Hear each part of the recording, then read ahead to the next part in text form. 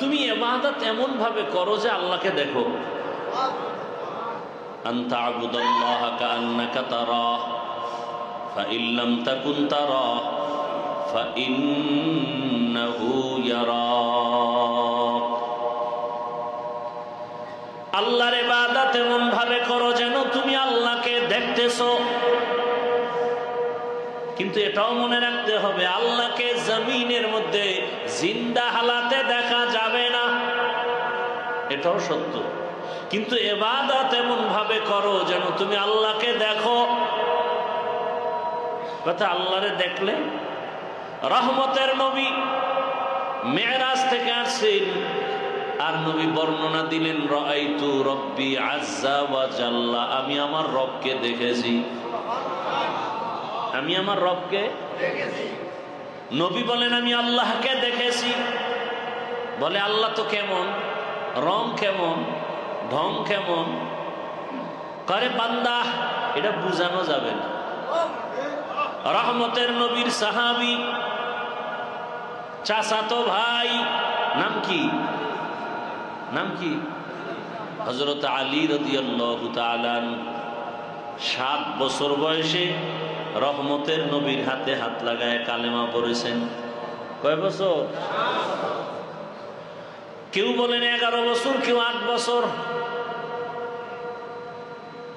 এতদিন চাচাতো ভাই, এখন সাহাবী, কিছুদিন পরে হবেন কার জামাতা? ফাতেমাতুজ জোহরা রাদিয়াল্লাহু আনহার স্বামী হবেন। হযরত আলী রহমতের নবীর হাতে হাত লাগাইয়া এত পরিমাণ দামি হয়ে গেলেন।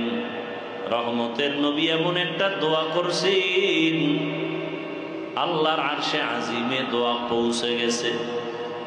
রহমতের নবী বলেন আনা দারুল হিকমাহ ওয়া আলিয়ুন বাবুহা, আমি হলাম ইলম হিকমতের ঘর আর এই ইলম হিকমতের ঘরের দরওয়াজা আমার আলী। দরওয়াজাকে ইলমেরা এজাজ করদান বেহিসাব খলকেরা দাদান জওয়াবে বাসওয়াব হকনা দারাত দোস্তে খলকা জারেরা নিস্তে ই খসলত কে দিন দারেরা। হযরত আলী রাসূলের দোয়া পায় কত দামি হয়ে গেছে। আলী বলেন আমি এমন আল্লাহর ইবাদত করি না যে আল্লাহকে আমি দেখি না, আমি এমন আল্লাহর ইবাদত করি না যে আল্লাহকে তেরা আয়না আলো মে রঙ্গ বু হে তেরা আয়না আলো মে রঙ্গ বু হে जिधर दिखता हो उधर तू ही तू है तो दिल में तू आता है समझ में नहीं आता तू दिल में तू आता है समझ में नहीं आता बस जान लिया मैं तेरे पहचानो यही है बस जान लिया मैं तेरे पहचानो यही है। दिले आशे माबुद তুমি আসো কিন্তু তোমার রং ধরা যাইতেছে না। আরে ইলিশ মাছ দিয়ে আমরা খানা খাই, কত মজা, মজা না? পহেলা বৈশাখে খায় 30 টাকার ইলিশ মাছ 1000 টাকা দাম। যারা খায় ওরাও জালেম, যারা খাওয়ায় ওরাও জালেম। বুঝা ঠিক কর না, না বুঝা কি বাইরে যাইতো কইবেন যে হাফিজুর রহমান সাহেব বলছে ইলিশ খাওয়া জালেম, যারা খায় এরাও জালেম, ইলিশ যারা খাওয়ায় এরাও জালেম। কোন দিক দিয়ে কইলাম ঠিক কইয়া গেল কি আর বুঝলো না কিছু।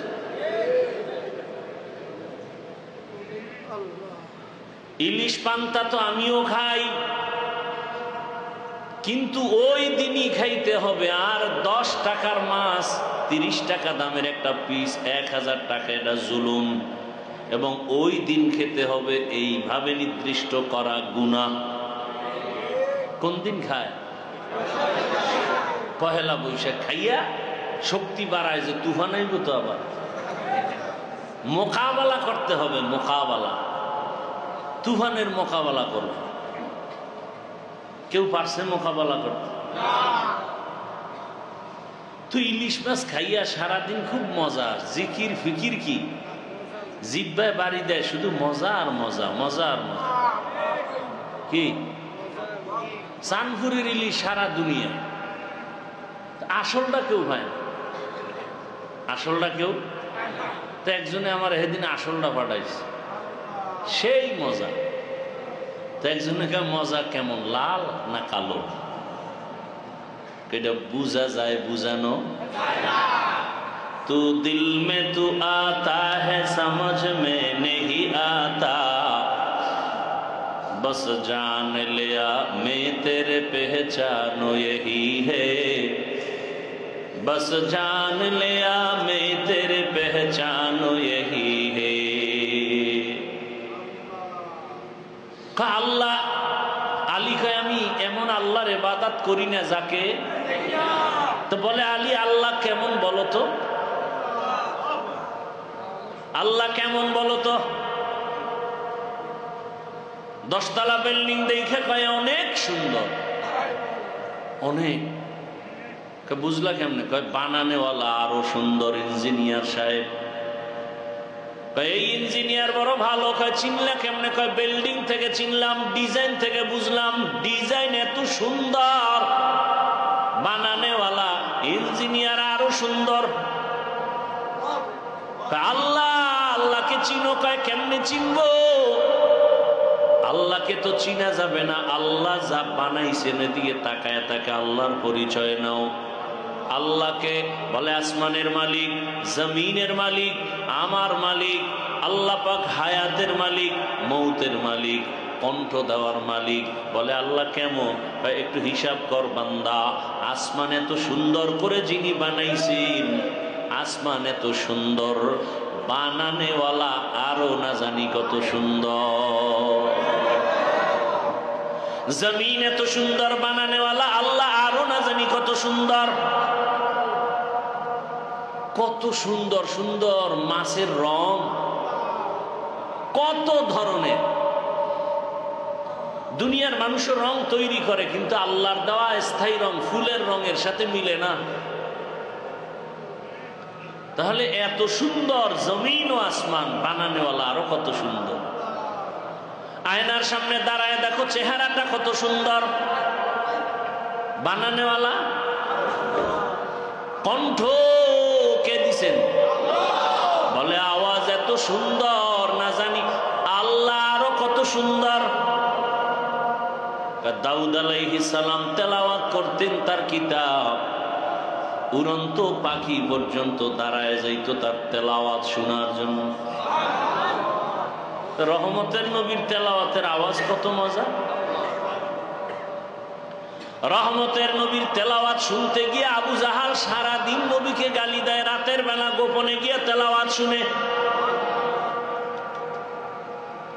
কেউ আবু জাহাল তুমি সারাদিন নবীরে গালি দাও, আবার তার বয়ান শুনো কেন, তার তেলাওয়াত শুনো কেন? ভাই ওটার মজা আলাদা, ওটার মজা। তেরা আয়না আলো মে রঙ্গ বুহে, যেধার দেখতা হো উধার তু হি তু হে, হর রং মে তু, হর বু মে তু, হর জা মে তু, হর দম, हर रंग में तू, हर बू में तू, हर जा में तू, हर दम, देखता हो जिधर चाहता हो अफ़के रहम करम, देखता हो जिधर चाहता हो अफ़के रहम करम। আমি যেদিকেই তাকাই শুধু তোমার করম, তোমার করুণা, তোমার রং, যেদিকেই তাকাই। কণ্ঠ এত সুন্দর, এইটা হাফিজুর রহমান। এর কণ্ঠ ভালো বুঝায় না, যারা আমার মাওলাকে তালাশ করে ওরা তালাশ করে দেখে এই আওয়াজের ভেতর থেকে আমার কুদরতের মালিকের ঘ্রাণ পাওয়া যায়। আল্লাহকে দেখতে হলে চোখের নজর ঠিক করো।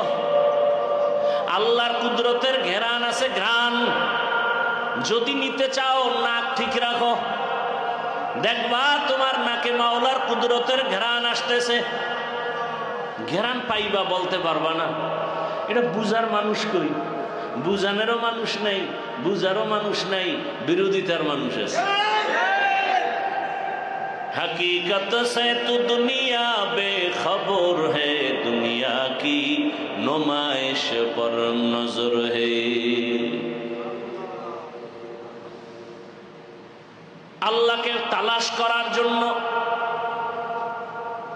বান্দা তোমার কলবকে পরিশুদ্ধ করার জন্য আয়নার মতো পরিষ্কার করো। দেখবা তুমি এখানে বসে থাকবা, গোটা দুনিয়া তোমার আয়নার সামনে হাজির হয়ে যাবে। গোটা দুনিয়া আল্লাহ পাক সামনে হাজির করে দিবেন। তোমার আয়নার পাওয়ার ভালো,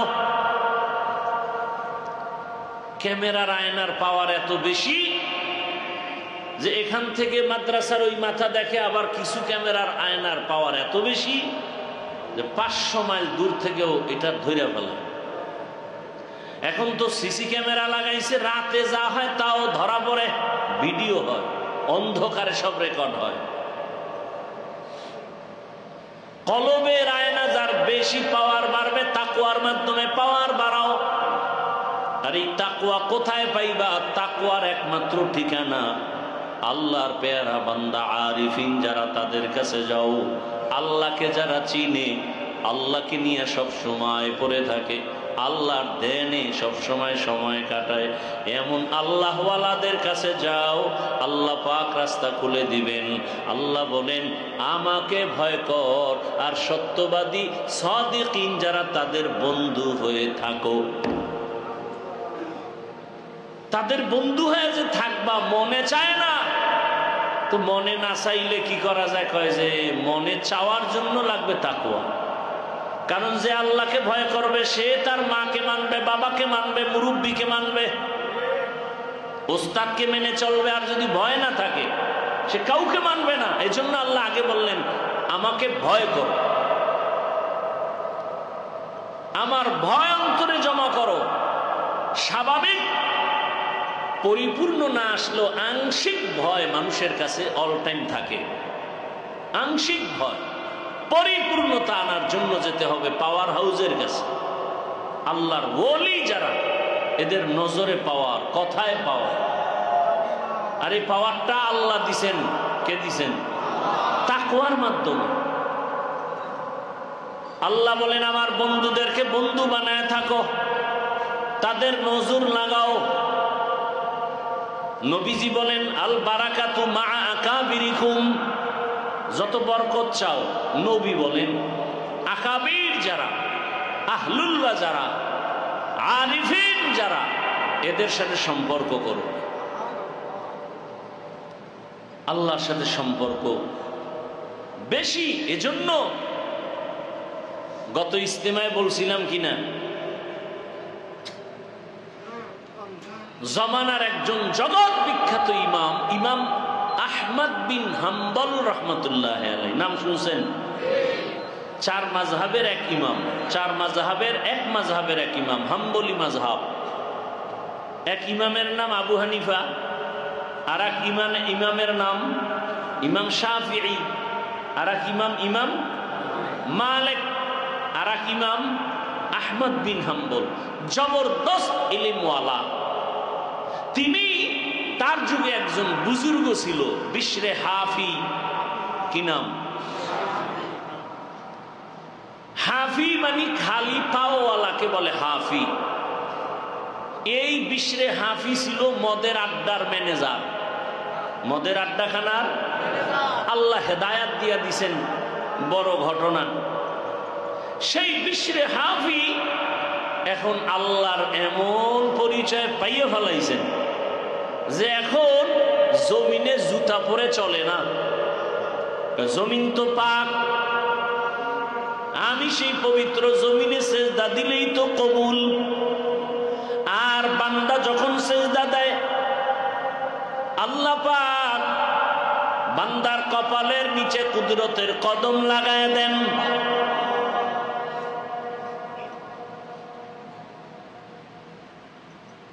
বিশরে হাফি বলে জুতা পায়ে দিয়ে চলবো না, জমিন আমি নাপাক করবো না, এটা পবিত্র জমিন। বিশরে হাফি সফরে যায়, মাঝে মাঝে আহমদ বিন হাম্বলের সাথে মোলাকাত হলে তিনি ঘোড়ার লেগাম ধরে টানতেন, আর বিশরে হাফি ঘোড়ার পিঠে বসা থাকতো।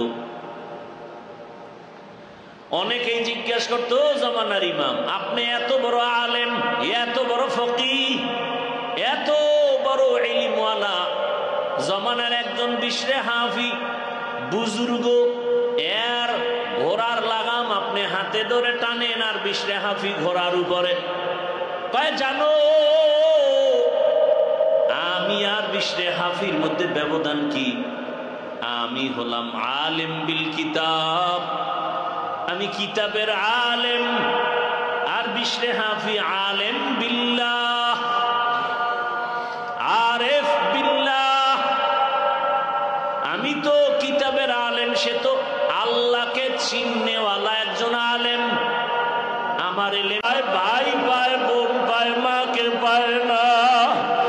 যেই মা সারা রাত না ঘুমাইয়া তোমাকে আমাকে আরামে ঘুম পাড়াইলে, ওই মাকে হারাইয়া আজকে যারা এখানে অসহায়, ওরে মরণের চিন্তা করো রে যুবক, দেখো চোখে পানি আসে কিনা। ওরে সবাই কাঁদে, তোমার আমার চোখে পানি নাই কেন? কপাল বুঝি পুড়িয়া গেছে, তোমার আমার চোখে কেন পানি নাই? এত নিষ্ঠুর। ওরে কবরের কথা স্মরণ করো, এক ফোঁটা চোখের পানি ছাড়ো। উজানির কারি সাহেবের কথা বলতে গিয়া বলছিলাম, উজানির কারি মনজুর আহমদ রহমাতুল্লাহ আলাই, দেখতাম মাঝে মাঝে ঘরের বারান্দায় বসে বসে কান্না করে মোনাজাত দিয়া। আবার দেখতাম চোখের পানিগুলো গালে মুছে, হাতে মুছে, মাথায় মুছে। আমারে কয় এগুলি কেন করি জানো? কয় চোখের পানি যেখানে যেখানে লাগবে জাহান্নামের আগুন লাগবে না। আল্লাহর কসম করে বলি, এভাবে তিনি বলতেন। আমি দেখি কান্না করে আর পানিগুলো হাতে মুছে, গায়ে মুছে, মাথায় মুছে। আমি বলতাম এমন করেন কেন? চোখের পানি যেখানে লাগবে জাহান্নামের আগুন ওখানে লাগবে না। কেমন ভয়, কিসের দুনিয়ার পাগলামি? আজকে এখানে ভালো, কালকে মরণের খবর হয়ে যাইতে পারে। এরে আল্লাহর বান্দাই, জীবনে কত আপনজন চলে গেল, কত বন্ধু বান্ধব আমার সাথে থেকে চলিয়া গেল, আপন কত খেলার সাথী আজ দুনিয়ায় নাই। ওই কবরে যাওয়ার আগে এখনো সময় আছে, হিসাবটা ভালো করে মিলায় নাও। আমার রসুল পর্যন্ত কবরের চিন্তায় অস্থির হয়ে আছেন। উম্মতের কি হালাত হবে? ওরে মরণের অবস্থা বড় কঠিন। ওরে গুনাহগারের মরণের হালাত আরো ভয়ঙ্কর। ওরে আজরাইল যখন গুনাহগারের জানটা নেওয়ার জন্য আসবে, বেনামাজির সামনে যখন আসবে, আজরাইলের আকৃতি থাকবে বড় ভয়ঙ্কর। এক হাত থাকবে মাশরিকে আর এক হাত মাগরিবে, পা থাকবে জমিনে, মাথা আসমানে, চক্ষু দুইটা অনেক বড় সমুদ্রের মতো। দেখা মাত্র গুনাহগারের রূহটা পালানো শুরু হয়ে যাবে। ভাগবি কই? ভাগার জায়গা নাই রে, ভাগার কোনো জায়গা নাই। চরমনের সৈয়দ ইসহাক রহমাতুল্লাহ আলাইহি বলতেন, একটা লাঠির মধ্যে আলকাতরা মাখিয়া তুলার মধ্যে বাড়ি দিলে যেমন তুলাগুলো লাঠির সাথে চলিয়া যায়, ওরে আজরাইল আসিয়া বেনামাজির রূহটা ধরিয়া যখন একটা টান দিতে থাকবে, শরীরের সব জোড়া রগগুলো ছিঁড়িয়া যাওয়ার অবস্থা হয়ে যাবে, চোখ উল্টায় যাবে, পা উল্টায় যাবে। অনেক বেনামাজির মরণটা বড় কঠিন। ওরে পাগলের মতো হয়ে যায়, ঘাম আর ঘাম। পানির পিপাসায় কলিজাটা ছটফট করতে থাকে। ও আল্লাহর বান্দা, ওই সময় যদি কালেমা জারি নাই হয়। যাদের জবানে কালেমা জারি হবে আর তাদের জবানেই হবে যারা সবসময় আমার মাওলার মহব্বত নিয়ে চলে। বান্দা হাঁটতে চলতে সবসময় আমার মাওলার ধ্যানে থাকে, সবসময় চিন্তা করে আমার মাওলা, আমি আমার মালিকের থেকে জুদা হতে চাই না। ও আল্লাহ, তোমার কুদরতের নজর থেকে আমাকে ফালাইয়া দিও না। হাঁটতেছে আল্লাহর মহাব্বতের চিন্তা, ঘুমাইতেছে আমার আল্লাহকে চিন্তা, আল্লাহর ধ্যান, খানা খায় আমার আল্লাহর ধ্যান, যেখানে যায় সেখানে আমার আল্লাহকে নিয়ে ধ্যান করে। আরে আমার মালিকের আমি কতটুকু রাজি করতে পারলাম? আরে আমার মালিকের এখনো পর্যন্ত চিনতে পারি নাই। আমার মালিকের না নিয়ে যদি কালেমা সারা কবরের বিছানায় পড়িয়া যাই, ওরে আমার নবী বলেন ওই কবরটার কি হালাত জানো? ওই কবরে রাখার পরে সবাই যখন পাড়াইয়া পাড়াইয়া মাটি দিয়া সবাই ঘরে চলে যাবে, কেউ একদিন আর দেখতেও আসবে না। ওই কবরে ডানে মাটি, বামে মাটি, সামনে মাটি, উপরে নিচে মাটি। ওরে ওই মাটির ঘর, একটা বিছানাও নাই, বালিশও নাই। ওই কবরে একা পড়ে থাকবো। যখন ফেরেশতা প্রশ্ন করতে আসবে, নবীজি বলেন বান্দা যদি জবাব দিতে না পারে, আমার আল্লাহ রাগ হইয়া কুদরতি আওয়াজ দিবেন আর বলবেন ফেরেশতাই নাফরমানের দুনিয়াতে কম সুযোগ দেই নাই, আমার দেওয়া নিয়ামত দিলাম, সূর্যের আলো, চাঁদের আলো, জমিনের ফসল, গাছের ফল খাইলো, আমি আল্লাহর এত নিয়ামত পাইয়া বান্দা আমি আল্লাহকে ভুলিয়া গেছে। বান্দা হাঁটতে পারতো না, আমি হাঁটার শক্তি দিয়েছি, আমি আল্লাহ তাকে টাকার মালিক বানাইছি, আমি আল্লাহ সম্মানের চেয়ারে বসায় দিছি। বান্দা সম্মান পাইয়া আমি আল্লাহকে ভুলিয়া গেছে। এখন আর ছাড় দেওয়া হবে না। আমি তওবার দরজা দিয়া বারবার ডাকতাম। ফজরের সময় ডাকছি, বান্দা আয়, সেজদা দিয়া আমার কাছে ক্ষমা চাও। জোহরের নামাজে ডাকা হয়েছে, আসো, আমি আল্লাহর ছেলে নাই, মেয়ে নাই, আমি আদর করে বানাইছি মানুষ। আমি আল্লাহ ছেলে বলে ডাকি না, ছেলে নাই, মেয়ে নাই, আমি আদর করে বান্দা বানায় ডাকতেছি, আয়, কোথায় যাও? আরে ফজরে ডাকলাম, বান্দা আসো নাই, আসরে ডাকলাম, আসো নাই, জোহরে ডাকলাম, আসো নাই, মাগরিবের নামাজেও আসো নাই, এশার নামাজে ডাকলাম, আয়, এশার নামাজেও আসো নাই। আমি আল্লাহ বারবার ডাকছি, আয়। এরপর ডাকার পরে যখন আসো না, আমি আল্লাহ প্রথম আসমানে গভীর রাত্রে হাজির হয়ে গেলাম। আমি আল্লাহ গভীর রাতে আইসা বলি, ও আর কত ঘুমাবি? ওরে কপাল ভালো হলে কবরে গিয়া জান্নাতের বিছানায় ঘুমাবি। এখন আর বেশি ঘুমাইয়া তাহাজ্জুদের হাজিরা থেকে দূরে যাইও না। ওরে তাহাজ্জুদের হাজিরায় দাঁড়াও, ওখানে দাঁড়াইয়া আমি মাওলাকে ডাক দাও, ইয়া আল্লাহ। আরে ওই সময় দরওয়াজা বন্ধ, জানালা বন্ধ, বাতাস বন্ধ, পাখিরা ঘুমায়, মাছ ঘুমায়, গাছ ঘুমায়, গরুরা ঘুমায়, মানুষ ঘুমায়। ওরে বাড়িওয়ালার দরজা বন্ধ, জানালা বন্ধ, সব বন্ধ।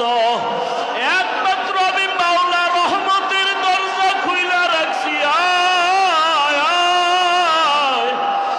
আমার রহমতের দরজা খুইলা ডাকতেছি, আয়, আয়।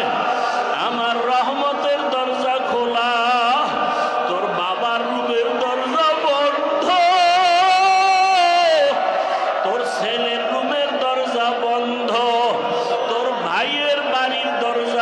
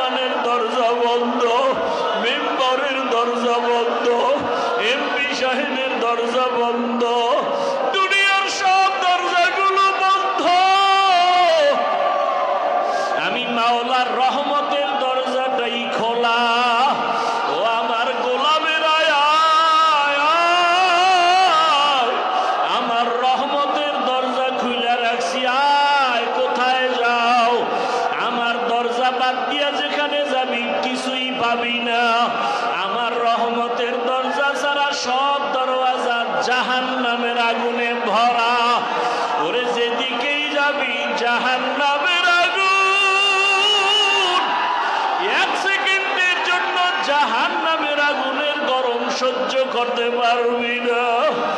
গুনার কথা স্মরণ করিয়া 2 ফোঁটা চোখের পানি সারো আর আমার মালিকের ডাকো, হে আল্লাহ আমার মতো গুনাহগার আর কেউ নাই। ওরে আমার গুনার কারণে হাত না পাক, আমার চোখ না পাক, আমার জিহ্বা না পাক, আমার অন্তর না পাক। আমার গুনার কারণে আমার সন্তানেরা কষ্ট পায়, আমার গুনার কারণে আমার স্ত্রী কষ্ট পায়, আমার গুনার কারণে আমার মা বাবা অশান্তি, আমার গুনার কারণে আমার ঘরে অশান্তি, আমার গুনার কারণে আমার সমাজে অশান্তি, আমার গুনাহের কারণে আমার পরিবারে অশান্তি, আমার গুনার কারণে আমার অফিস আদালতে অশান্তি, আমার গুনার কারণে আমার দেশের মধ্যে অশান্তি। আমি এত খারাপ, আমি কেমন যেন সবার অভিশাপের পাত্র হয়ে গেছি। ও আল্লাহ তুমি ছাড়া আমার কেউ নাই। ও আল্লাহ ডানে দেখি আমার কেউ নাই, বামে কেউ নাই, সামনে কেউ নাই, পিছনে কেউ নাই। ওরে যারে দেখি আমার আপন, আমার আসলে তারা আপন না। ভাইকে আপন মনে করি, স্বার্থে আঘাত লাগলে আর আমার কাছে নাই। মা বাবাকে কাছে মনে করি, স্বার্থের আঘাতে কাছে নাই। স্ত্রীকে আপন মনে করি, স্বার্থের আঘাতে আপন আর নাই। চিন্তা ভাবনা করে দেখলাম আমার কেউ নাই, আমি বড় একা, আমি বড় একা, আমার কেউ নাই। আমি অসুস্থ হইয়া গেলে আমার নিয়ে সবাই বিরক্ত, আমার স্ত্রী বিরক্ত, সন্তান বিরক্ত হয়ে যায়। আমি অসুস্থ হয়ে গেলে সবার অন্তরে বড় একটা পেরেশানি। আসলে দেখলাম আপন কেউ নাই, বাবাও আপন না, সন্তানও আপন না। রে আল্লাহ চিন্তা ভাবনা করে দেখলাম তুমি ছাড়া আমার আপন আর কেউ নাই। কারণ আমার গুনার কারণে, অন্যায়ের কারণে আমাকে মা ভালো জানে না, বাবাই ভালো জানে না। আমার গুনার কারণে আমার স্ত্রী ভালো জানে না, আমার গুনার কারণে আমাকে আমার ছাত্ররা ভালো জানে না, আমার গুনার কারণে আমাকে কেউ ভালো জানে না। সবাই মনে মনে ঘৃণা করে, গুনাহের কারণে, অন্যায়ের কারণে সবাই আমাকে মনে মনে ঘৃণা করে। কেউ আমারে ভালোবাসে না, কাছেও ডাকে না। আরে আমি মনে করি সবাই আমার আপন, অথচ আমারে মনে মনে ঘৃণা করে যে এই লোকটা কেন বারবার আসে, এই লোকটাকে দেখতে ভালো লাগে না। আরে মনে মনে ঘৃণা করে সবাই, এই লোকটার ব্যবহার ভালো না, মেজাজ ভালো না।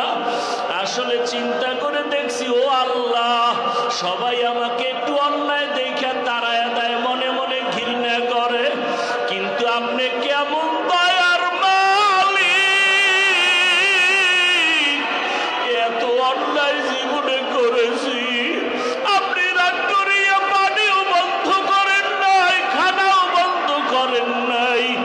আমার গুনার কারণে আপনি বেজার হইয়া আমার সম্মানের চেয়ার থেকে ফালাইয়া দেন নাই। ও আল্লাহ আপনি কত দয়ার মালিক,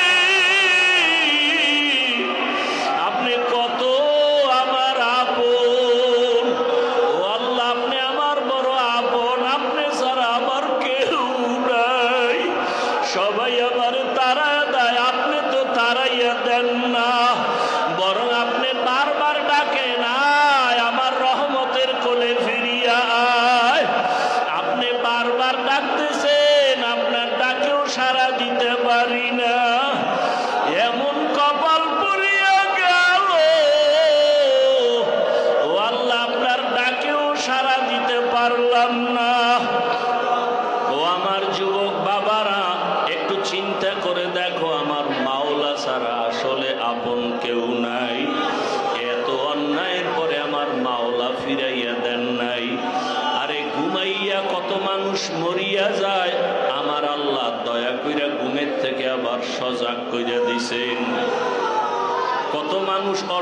হইয়া অসুস্থ অবস্থায় মরে যায়, আল্লাহ আমাকে অসুস্থ বিছানায় ফালাইয়া আবার সুস্থ করে দিছেন।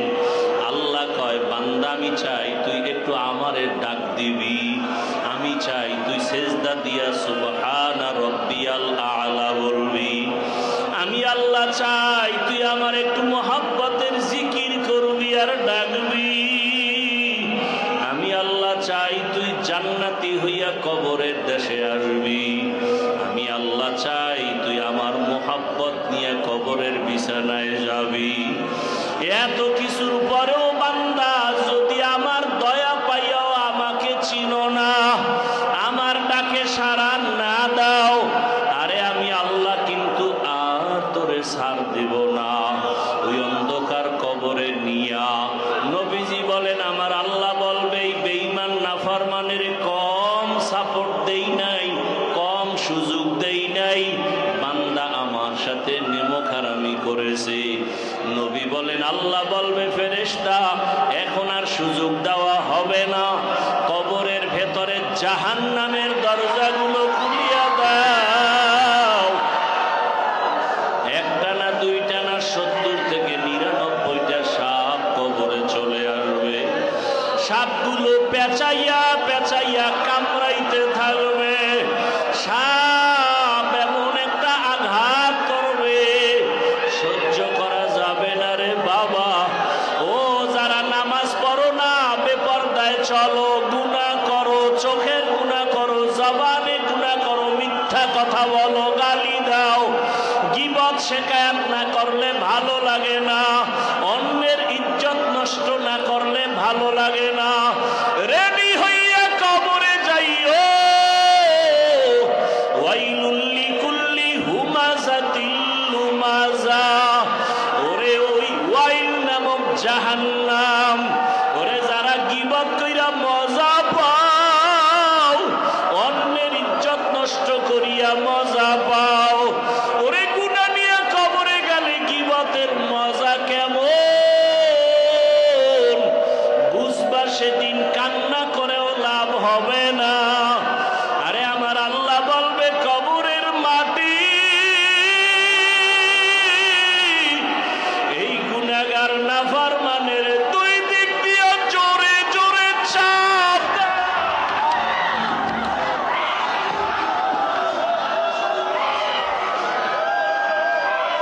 এমন জোরে চাপ দিবে দুই পাজরের হাড় চুরমার হয়ে যাবে রে বাবা, কাঁদো। দুই ফোঁটা চোখের বাড়ি সারিয়া গুনার কথা স্মরণ করে আল্লাহরে ডাক দেওয়ার পাপ চাও। ইয়া রাব্বি গফিরলি, ইয়া রাব্বি গফিরলি, ইয়া রাব্বি গফিরলি। গুনাহ নিয়ে কবরে যাইও না, যতদিন গুনাহ করছো, এতদিন নামাজ ছাড়ছো আর ছাড়িও না। পাও ধইরা বলি আর নামাজ ছাড়িও না। দুই পাও ধইরা বলি রে যুবক, মোবাইলে সারা রাত গুনাহ করিও না রে বাবা। আমার মাওলার ধরা বড় কঠিন। আমার মাওলায় কিন্তু নমরুদের ছাড়ে নাই, ফেরাউনের ছাড়ে নাই, সাদ্দাদের ছাড়ে